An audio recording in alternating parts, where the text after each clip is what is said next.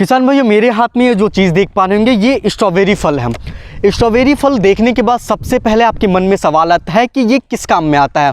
वैसे दोस्तों, स्किन के मामले में स्ट्रॉबेरी सबसे ज़्यादा फ़ायदेमंद माना जाता है। न्यूट्रिशन के मामले में बहुत ही ज़्यादा फ़ायदेमंद है। आज के टाइम में गांव से लेकर शहरों तक इसकी बहुत ही ज़्यादा डिमांड है दोस्तों। मेट्रो सिटी में तो इसको 100 रुपये में एक पैकेट को उसको देखा जाता है। तो दोस्तों, अब ये चीज़ आती है कि हमें स्ट्रॉबेरी की खेती कैसे करनी चाहिए। हालांकि मैंने पिछले साल पे पूरा एक प्लेलिस्ट, एक पूरा सीरीज चलाया था कि स्ट्रॉबेरी को खेती आपको कैसे करनी, ए से लेके पूरी जेड तक की जानकारी दी गई थी। उस वीडियो को आपने नहीं देखा है तो आई बटन पे दे दूंगा। लेकिन आज की वीडियो में दोस्तों हम फिर से शुरुआत करेंगे कि स्ट्रॉबेरी की खेती हमको कैसे करनी चाहिए, यानी कि खेत की तैयारी से लेके खेत की तैयारी कब करना है, खेत की तैयारी में हमें कौन कौन से खाद डालने हैं, कौन कौन से उर्वरक डालने हैं और कब कितनी बार इसकी जुताई करनी चाहिए। उसके बाद आप देख सकते हैं पूरा बेड बना हुआ है। बेड कितने दूरी के बनाना चाहिए, बेड से बेड की दूरी कितनी होनी चाहिए। और एक बेड पे देख पा रहे होंगे 3 रॉ चला, यानी कि तीन लाइन में प्लांटेशन हुआ है। इस 3 लाइन में प्लांटेशन का मतलब क्या है, और ये भी चीज़ हम कवर करेंगे कि अपने को प्लांट कहाँ से मंगाना है। और जो मल्चिंग लगी है, मल्चिंग का मेन काम क्या होता है, इरिगेशन का तरीका क्या होना चाहिए, और साथ ही साथ इसमें जो भी मैनेजमेंट होंगे, यानी कि इंसेक्ट पेस्ट से रिलेटेड और कौन कौन से इसमें ग्रोथ प्रमोटर देने हैं। मार्केट से भी रिलेटेड हम लोग जानकारी लेंगे कि मार्केट में आपको किस मार्केट में किस रेट पे मार्केट में जाता है, और भी सारी चीज़ें रहेंगी दोस्तों। इस वीडियो को आप ज़्यादा से ज़्यादा शेयर करें। मैं हूं आपका किसान मित्र अनूप धवन, और आप इस वीडियो को यूट्यूब पे देख रहे हैं, फेसबुक पे देख रहे हैं तो आप हमारे चैनल को सब्सक्राइब कीजिए, और फेसबुक पे देख रहे हो तो हमारे पेज को फॉलो कीजिए। आज की वीडियो हमारे साथ जुड़ चुके हैं किसान भाई, जो कि यही किसान भाई है इस पूरे चारों तरफ इस फार्म में स्ट्रॉबेरी की खेती किए हुए हैं। तो सबसे पहले तो सर आपका स्वागत है हमारे चैनल हेलो फार्मर में। सबसे पहले तो किसान भाइयों को आप अपने बारे में आप बताइए सर। दोस्तों, मेरा नाम प्रभुनाथ कुशवाहा है जी। यूपी कुशीनगर के रहने वाला हूँ जी। जनपद से मेरा घर खेत 25 किलोमीटर दूर पड़ता है। जी। अच्छा किसान भाइयों, तो प्रभुनाथ कुशवाहा जी, सबसे पहले आप मुझे ये बताइए कि आपके मन में कैसे सवाल आए कि हमें स्ट्रॉबेरी कर लेना चाहिए, क्योंकि आपके एरिया में मैं जहाँ तक कि देखा, यहाँ सबसे ज़्यादा लोग केला लगाए हैं, धान और गेहूँ की फसल लगाते हैं। बताइए सर।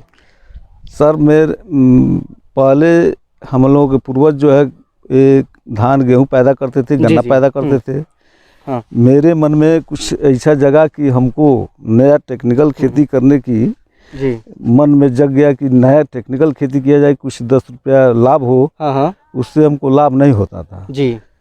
तो हमने शुरू में हमको कहीं से मिल गया कि आइडिया मिला कि स्ट्रॉबेरी की खेती किया जाए। तो स्ट्रॉबेरी की खेती हमने पहला सत्र में किए हैं। अच्छा। और कुछ आधा समय हमारा निकला है। जब पूरा निकल जाएगा तो हमको मालूम हो जाएगा कि कितना लाभ इसमें हो रहा है। कुशवाहा जी ने बहुत सही बात बताया, क्योंकि पारंपरिक खेती में किसान भाइयों कोई भी मुनाफे के नाम पे कुछ आपको मिलता नहीं है। आपकी लागत ज़्यादा होती है, इनपुट आपका ज़्यादा होता है, और जो आउटपुट यानी कि जो हमको प्रॉफिट मिलना है या फिर जो हमको उत्पादन मिलना है वो बहुत कम होता है। तो सर, सबसे पहले लोगों के मन में सवाल आएगा कि हमको स्ट्रॉबेरी लगाने के लिए खेत की जो तैयारी होगी वो कैसी करनी है। तो आपने किस तरह से अपने खेत की तैयारी की, इसके बारे में सर बताइए। सर, खेत तो तैयार हमने किया, बहुत कई बार जुताई की है इसको। उसके बाद हमने गोबर का खाद भरपूर मात्रा में डाला। इसकी जुताई करवाए थे? इसका जुताई हमने जो है गेहूं काटने के बाद 5-7 बार जुताई इसको की है। 5-7 बार आपने जुताई की है। हाँ। बरसात होने के नाते इतना पानी हो गया है कि उसको खेत को तैयार करने में हमको काफ़ी जुताई की जरूरत पड़ी। जी जी। उसके बाद हमने गोबर की खाद काफ़ी मात्रा में गिराया। हाँ। गोबर के खाद गिरा करके उसके बाद हमने हल्का जुताई करके उसको मिलवा करके बेड बनवाने का काम किया। अच्छा, बेड उसके बाद बनवाया? हाँ, बेड बनवाया। आपने गोबर 1 एकड़ प्लॉट के लिए कितना गोबर आपको चाहिए होगा? 10 टाली गोबर हमने डाला था। अच्छा, 10 टाली 1 एकड़ के लिए 10 टाली आपको गोबर की खाद चाहिए। और सर, गोबर के साथ भी और भी कुछ आपने वर्मी कंपोस्ट? हाँ, उसके बाद हमने वर्मी कंपोस्ट भी डाले थे बेड पर। वर्मी कंपोस्ट भी आपने डाला? हाँ, कुछ बेड पे आपने डाला था? बेड पर डाला था। हाँ। इसमें इस बेड पर हमने पोटास और फास्फेट का फास्फेट हमने गिरवा करके उसको मिलवाए। मिलवाने के बाद उसको लेपन से उसको बराबर कर लेवलिंग किए। लेवल करने के बाद हमने पौधा का रोपण करवाना शुरू कर दिया। लेटल लगा करके हमने पौधा, लेटरल पाइप लगा के फिर पौधे को लगाना।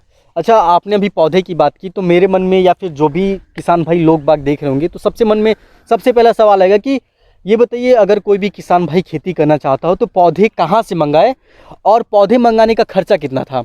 तो सर आपने कहाँ से पौधा मंगाया था? तो हमने आरपी एग्रो से इस पौधे का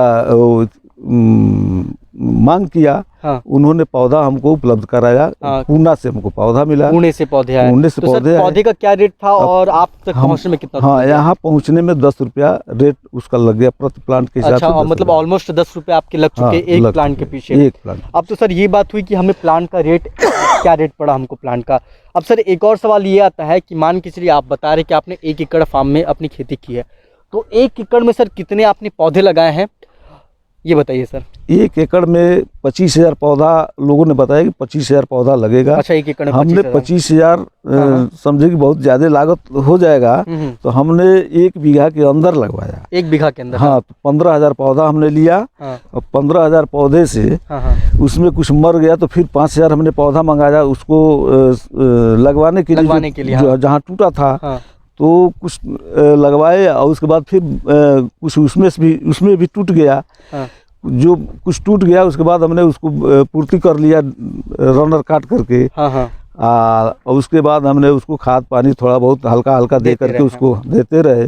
सर ये बताइए, अगर आप पौधे की जैसे बात की तो मेरे मन में सबसे पहला सवाल है कि हमारे पूर्वांचल के लिए सबसे बढ़िया कौन कौन सा वेराइटी है सर? पूर्वांचल के लिए विंटर डाउन, कामर रोजा, ये दोनों कामयाब है। तो आपने सर कौन सा लिया? हमने इंटर डाउन का आपने विंटर डाउन का मतलब आपने चुनाव किया है सर। तो मतलब इसका रेट आपको 10 रुपए और ट्रांसपोर्टेशन खर्च वगैरह सारा लेके एक प्लांट का रेट 10 रुपए पड़ गया। अब तो सर आपने बता दिया कि आपको आपने बेड बनाया, बेड पे आपने वर्मी कंपोस्ट डाला था। अब सर ये बताइए, बेड से बेड की कितनी दूरी हुई थी और एक बेड पे कितना आपने पौधा लगाया और पौधे से पौधे की क्या दूरी हुई थी सर? बेड से बेड की दूरी सर 1.5 फीट है, 2 फीट मानकर। अच्छा, 2 फीट? 2 फीट बेड से बेड की दूरी। एक बेड से दूसरे बेड की दूरी 1.5 से 2 फीट। 1.5 से 2 फीट है जी। और पौधे से पौधे की दूरी? पौधे से पौधे की दूरी 1 फीट। लंबाई जो है 1.5 फीट है। अच्छा, लंबाई 1.5 फीट है। है ना। अब तो सर ये बताइए कि आपने, मैं देख पा रहा हूँ अपने बेड पे 3 रॉ लगाया, यानी कि 3 पंक्तियां लगाई है। तो सर 3 पंक्तियां या फिर 3 पंक्तियों से ज़्यादा भी लगा सकते हैं क्योंकि मैं देख पा रहा हूँ बीच में काफ़ी ज़्यादा स्पेस है। तो थोड़ा सा ये चीज़ मुझे अटपटा लग रहा है कि भाई हम चाहते तो वहाँ अपनी ज़मीन को यूटिलाइज कर सकते हैं या फिर उसमें कुछ इंटरक्रॉपिंग कर सकते हैं, ऐसा कुछ है? ये इंटरक्रॉपिंग करने वाला नहीं है। अच्छा, फसल ये इंटरक्रॉपिंग नहीं है। हाँ, ये फसल जो है इंटरक्रॉपिंग वाला नहीं है। इसमें जो है हमको अकेला अच्छा, अकेले मतलब फसल लेके आपको चलना पड़ेगा। अकेले रहेगा। अगर इंटरक्रॉपिंग लेते हैं तो ये फल जो है फ्लॉप हो जाएगा। अब सर आप मुझसे ये बताइए कि आपने जब प्लांट लगाया तो प्लांट कब लगाए थे और खेत कब तैयार किए थे, इसके बारे में सर बताइए। प्लांट हमने सितंबर में मांग किया उनसे। सितंबर में मांग किया और अक्टूबर में मेरा पौधा आया। अक्टूबर में 15-20 को लग गया। 15-20 को आपने पौधा लगा दिया। और सर मान के चलिए आप बता रहे 15-20 को आपने पौधा लगाया। पौधे लगाने के कितने दिन बाद सर फ्लावरिंग आई और कितने दिन बाद फ्रूटिंग आई सर? पौधा लगाने के अक्टूबर, नवंबर, दिसंबर में थोड़ा बहुत निकलना शुरू हुआ। दिसंबर में थोड़ा बहुत मतलब फल आना शुरू हुआ। 15-20 दिसंबर को कुछ निकला। और जनवरी से इसका पूरा फ्लावरिंग स्टार्ट हो गया। अच्छा, जनवरी से मतलब पूरी फ्लावरिंग और फ्रूटिंग दोनों स्टार्ट। थोड़ा नया सत्र था, हमको जानकारी थोड़ा कम था। तो हमने पहला साल था दोस्तों और थोड़ा ट्रायल में थे हम। तो हमारा फल जो है जनवरी से शुरू हुआ निकलना। बहुत बढ़िया तरीके से ना। हाँ। अब तो सर ये बताइए कि इरिगेशन की अगर बात करूं तो ड्रिप इरिगेशन से आपको इरिगेशन करना है, ये तो सारे लोगों को पता है। तो सर ड्रिप इरिगेशन से आपको कब कब इसमें पानी देना पड़ता है, यानी कि पानी देने का अंतराल क्या होना चाहिए? ना तो इसको ज़्यादा पानी चाहिए और ना ही कम पानी चाहिए। इसको टपक सिस्टम से पानी देना है। ज़्यादा पानी हम देंगे तो ये तभी नुकसान करेगा। इसको हम हल्का पानी देंगे टपक से। तो सर कब पानी देते हैं? तो समझिए कि एक से 2 दिन आतर दे करके इसको हम पानी देंगे। 1-2 दिन अंतराल में पानी इसको देते हैं। अच्छा, मतलब 24 घंटे 48 घंटे के गैप पे आप पानी देते हैं? जब तक छोटा रहेगा तब तक, जब तक गर्मी रहेगा तब तक। जब फल आएगा इसमें तो हफ्ता में 2 दिन पानी दे सकते हैं इसको। अब तो सर ये बताइए, ये सब जितनी भी चीज़ें थी, प्लांट अपन प्लांट रोप दिए, प्लांट मंगाए, खेत भी तैयार करिए और प्लांट हम लोग रोप दिए। तो ये बताइए कि आपकी फसल में अभी तक कौन कौन सी समस्या हुई या फिर हमको कौन कौन से फर्टिलाइजर्स में देने हैं, फर्टिगेशन क्या क्या करने हैं, ये सर बताइए। कि मान के हमने प्लांट लगा दिया, इसके बाद हमें कौन कौन से फर्टिलाइजर देने हैं और कब कब देने हैं? इसमें गोबर की खाद हमने डाला पहले।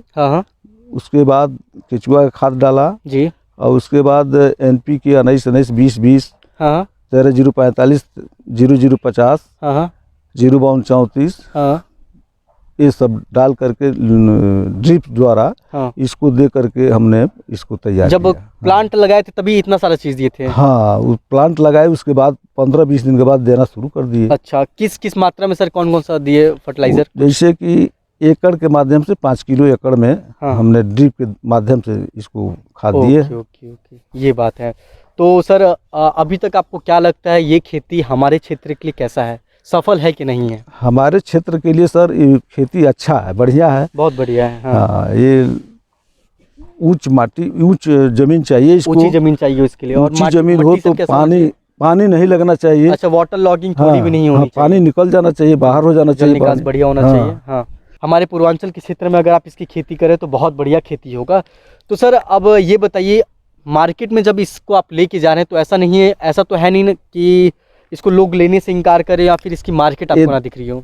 सर ये पूर्वांचल में अब धीरे धीरे इसका प्रचार प्रसार शुरू हुआ है। ओके, हाँ। अब धीरे धीरे लोग खाना इसको पसंद कर रहे हैं, पहले तो वो जानते भी नहीं थे। हाँ हाँ। आज भी हम गोरखपुर में ले जाते हैं तो तमाम लोग पूछने वाले मिलते हैं कि क्या चीज़ है। हाँ। तो हम लोग बताते हैं कि सर ये स्ट्रॉबेरी है जी, ये नया फल लाई हुआ है। हाँ। तो लोग खाते हैं, खाने के बाद उनको मन में लगता है कि भाई ये तो खाना चाहिए। हाँ हाँ। तो लोग अब खरीदना शुरू किए हैं, गोरखपुर में काफ़ी बिक जाता है। जी जी। जबकि दोस्तों आपको एक बात बता दो, स्ट्रॉबेरी एक ऐसा फल है जो कि मेडिसिनल वैल्यू के साथ साथ आपकी न्यूट्रिशन वैल्यू दोनों चीज़ को इंक्रीज़ करता है। तो आप ये समझ सकते हैं, आपको अगर मार्केट में दिख रहा हो तो आप जाइए उसको परचेज़ कीजिए। और सर ये बताइए, अब थोड़ा सा हम लोग बात करेंगे प्रॉफिट की, क्योंकि कोई भी बिज़नेस प्रॉफिट के ही भरोसे पे अब कोई भी किसान भाई करता है। तो ये बताइए सर, आप जब इसको मार्केट में आप बेचने जाते हैं तो मार्केट में आपको किस रेट पे बिकता है और क्या रेट आपको मिलता है? शुरू में तो 700-800 रुपया कैरेट बिका था, 400 रुपया मतलब सर कैरेट यानी कि वो जो 8 डब्बों का एक आता है? एक कैरेट में 8 डिब्बा आता है। हाँ हाँ। उसमें उस समय जो है 800 रुपये कैरेट बिका था एक कैरेट। धीरे धीरे 700 हुआ, 600 हुआ, 500, इस समय 400, 350 बिक रहा है। 350-400 रुपये के आसपास अभी बिक रहा है। मतलब ये बताइए सर, ओवरऑल मार्केटिंग में कोई दिक्कत नहीं है, प्रॉफिट कैसा है सर इसका? प्रॉफिट तो अच्छा है, लेकिन इसका समय अगर रुक जाए, जब गर्मी आएगा तो धीरे धीरे अपना रूप बदल देगा। अच्छा। ये फल आएगा, काफ़ी समय फल आया है, लेकिन अगर गर्मी पड़ गया काफ़ी तो सब नष्ट हो जाएगा, बर्बाद हो जाएगा। अगर समय बढ़िया बनता है तो काफ़ी इसका रिस्पांस मिल सकता है। तो किसान भैया, अगर आपको और भी कोई जानकारी चाहिए स्ट्रॉबेरी से रिलेटेड, और भी कोई क्वायरी हो, यानी कि मल्चिंग से रिलेटेड या फिर लो टर्नर से रिलेटेड, तो आप आई बटन पे जाइए। और भी सर से अगर कोई कुछ भी आपको जानना हो तो आप आइए, विजिट कीजिए। सर का कॉन्टैक्ट नंबर और सर का फार्म का लोकेशन मैं डिस्क्रिप्शन बॉक्स में दे दूंगा। आप आइए, सर से जानकारी लीजिए या फिर फ़ोन के माध्यम से जानकारी लीजिए। मैं मिलता हूँ आपसे अगली वीडियो में, तब तक के लिए धन्यवाद। जय हिंद, जय किसान।